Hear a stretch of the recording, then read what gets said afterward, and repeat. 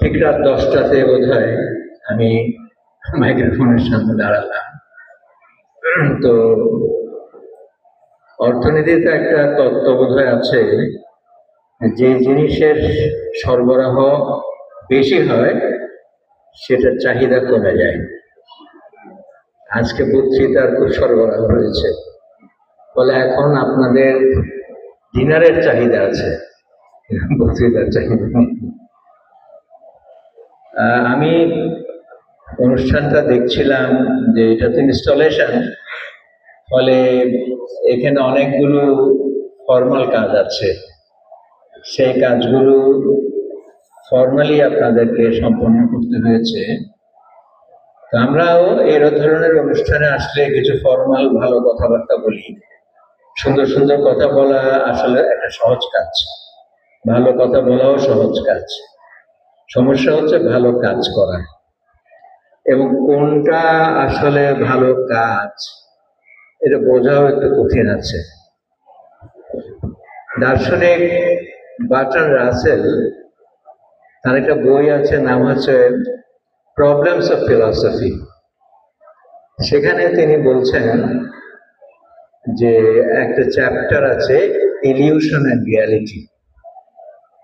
আমরা আকাশটাকে নীল দেখতে পাই, এবং সে নিয়ে কবিরা কত কবিতা লেখেন নীল আকাশ নিয়ে, গীতিকাররা কত গান লেখেন, আমরা সেগুলো শুনে আপ্লুত হই।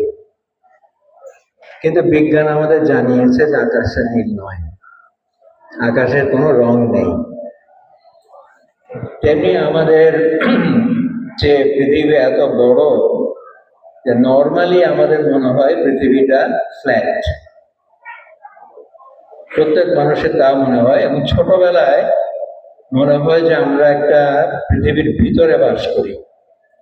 উপরে যে আকাশটা সেটা একটা উল্টো পেয়ালার মতো, ফলে আমরা এটা ধরে নিই যে আমরা এটার ভিতরে আছি।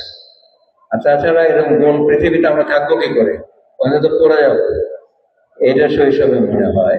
তা আপনারা সবাই জানেন, আমরা সবাই জানি যে বিজ্ঞান বলছে এটা ফ্ল্যাট নয়, গোল। তো সত্য এবং মিথ্যার ব্যাপারটা সেরকম, যে আমরা যেটা খুব ভালো মনে করছি সেটা আদতে। যেমন ধরা যাক, এই কথাগুলো আমি এই কারণে বলছি যে আমরা তো আসলেই ইতিহাসের একটা কঠিন সময়ের মধ্যে আছি। পরিবর্তন হয়েছে, আমরা একটা হয়তো স্বৈরাচার যাই বলুন পতন ঘটিয়েছি।